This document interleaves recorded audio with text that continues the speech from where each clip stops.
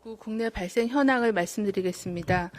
8월 10일 기준으로 국내 발생 신규 확진자는 17명이 확인되었고 해외 유입 사례는 11명이 확인되어 총 누적 확진자 수는 14,626명입니다.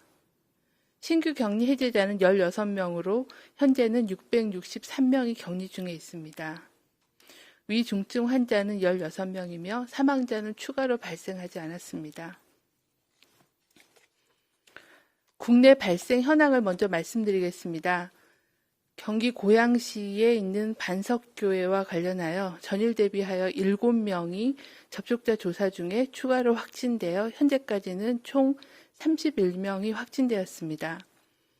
추가로 확인된 접촉자 중에 확진자는 남대문에 있는 케네디 상가에 있는 그 1층의 의류 상인 7명이 확인이 되었습니다. 경기 고양시 기쁨 153 교회와 관련하여 전일 대비 격리 중인 1명이 추가 확진되어 현재까지는 누적 확진자가 총 21명입니다. 기존의 미분류 환자로 분류됐던 2명에 대한 접촉자 조사 중에 경기도 김포시에 있는 주님의 샘 장로교회와 관련하여 6명이 신규로 확진되어 총 누적 환자가 8명으로 확인이 되어 현재는 감염원과 감염 경로에 대한 역학조사가 진행 중에 있습니다. 해외 유입 사례에 대해서 말씀드리겠습니다. 8월 10일 해외 유입 확진자 수는 11명으로 검역 단계에서 6명이 확인되었고 입국 후 지역사회에서 자가격리 중에 5명이 확인되었습니다. 이 중 내국인은 5명, 외국인은 6명입니다. 추정 유입 국가는 미국이 3명, 필리핀이 2명, 방글라데시 2명 등입니다. 지난 2주간의 방역관리 상황 및 위험 요인에 대해서 말씀을 드리겠습니다. 최근 2주간의 주요 통계를 보시면은 해외 유입 일일 평균 신규 확진자 수는 31.4명에서 21.4명으로 감소하였고 국내 발생 일일 평균 신규 확진자 수는 19.9명에서 12.1명으로 감소된 상황입니다.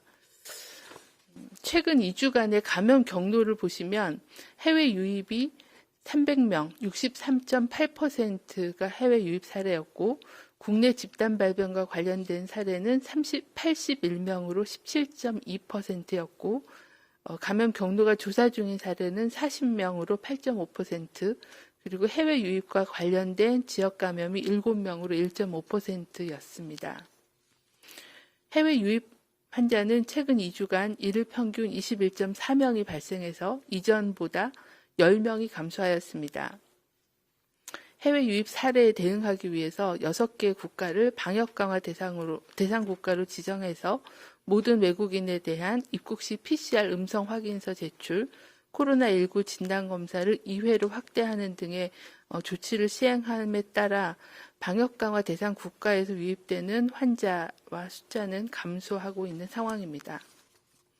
하지만 코로나19의 전 세계적인 확산 추세가 지속되고 있는 상황으로 해외 유입에 대한 위험에 대응하기 위해 확진자가 발생한 선박에 대한 방역을 강화하는 등 해외 유입 환자 차단을 위한 검역과 격리 등 필요한 조치를 강화할 계획입니다. 한편 해외 입국자를 통한 가족 간의 전파 등 감염 전파를 예방하기 위해서는 자가격리 수칙을 준수하는 게 필요합니다. 격리 장소 외에 외출 금지, 그리고 독립된 공간에서 혼자 생활하기, 가족 또는 동거인과의 대화 등의 접촉을 하지 않기, 그리고 실내 마스크 착용하기 등 생활 수칙을 반드시 준수해 주실 것을 당부드립니다. 국내 발생 환자는 최근 2주간 일일 평균 12.1명이 발생해서 이전 2주보다 7.8명이 감소하였습니다. 연령별로는 60대 이상의 비중은 감소하고 20, 30대 및 40, 50대 비중은 증가한 상황입니다. 지역별로는 수도권 중심으로는 종교시설, 방문 판매, 식당 및 카페 등을 통한 집단 감염이 지속적으로 발생하고 있습니다. 최근 수도권에서 소규모 종교시설 및 방문 판매 관련 집단 감염이 발생함에 따라 방역수칙 준수를 당부드립니다. 종교 행사를 실시하는 경우 실내에서는 마스크를 벗지 않도록 하고 종교시설 내에서는 공동 식사나 간식 제공은 하지 말아야 하며 종교 행사 전후의 소모임도 자제해 주실 것을 당부드립니다. 특히 많은 사람들에게 전파가 우려되는 학예 수련회 등 여름철 종교 행사는 취소하거나 비대면으로 전환해 주시기를 요청을 드립니다. 방문 판매의 경우에도 지속적으로 집단 발생이 보고되고 있습니다. 가정방문, 오피스텔 등을 통한 소규모 설명회 및 제품 체험 행사 등을 통해 장시간 동안 밀접하게 대화가 이루어진다는 점에서 감염 발생의 우려가 매우 높습니다.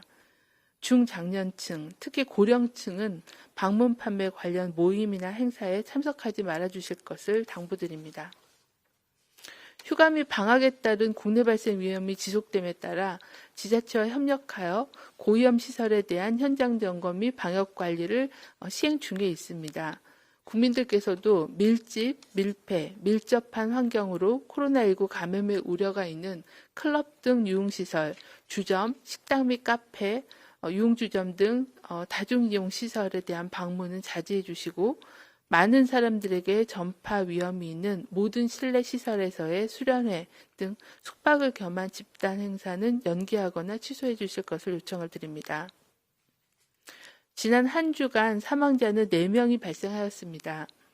연령별로는 90대가 2명, 80대가 1명, 40대가 1명이었고 치명률은 80대 이상이 25.2%, 70대가 9.39%로 높았습니다. 중앙방역대책본부는 코로나19 환자 검체 776건에서 검출한 바이러스 유전자 염기서열 추가 분석 결과를 말씀을 드리겠습니다. 국내에서 감염된 사례의 597건, 그리고 해외에서 유입된 확진자 179건에 대해서 유전자 염기서열을 분석을 하였습니다. 세계적으로 4월 초까지는 S와 V그룹이 유행하다가 그 이후에는 G, GR, GH 그룹이 유행 중이며 아프리카, 인도, 러시아는 GR 그룹이, 북미, 유럽, 중동 지역은 GH 그룹이 우세한 상황입니다. 우리나라도 국내 발생의 경우는 4월 초 이전에는 S와 V그룹이 다수였으며 이후에 경북 예천, 이태원 클럽 발생 사례부터 현재까지는 GH그룹에 속하는 바이러스가 다수 검출되고 있습니다. 해외 유입 사례의 경우는 추정 유입 국가별로 발견되는 바이러스 그룹이 상위하나 GR그룹이 가장 높은 비중을 차지하고 있습니다. 해외 입국자에서 검출된 바이러스에서 감염에 관여하는 스파이크 단백질에 대한 새로운 변이 3건을 확인하였습니다. 이에 대해 WHO에 보고하고 추가적인 분석을 실시하고 있는 중입니다. 현재로서는 PCR 진단 검사에는 영향은 없으나 감염력이나 병원력 등의 변화가 있는지에 대해서는 검토가 필요하다고 보고 있습니다. 집중호우로 인한 수해 발생으로 이재민 임시주거시설에 대한 코로나19 방역관리와 함께 수인성 감염병 등 전반적인 감염병 예방을 위한 개인위생 수칙 준수를 당부드립니다.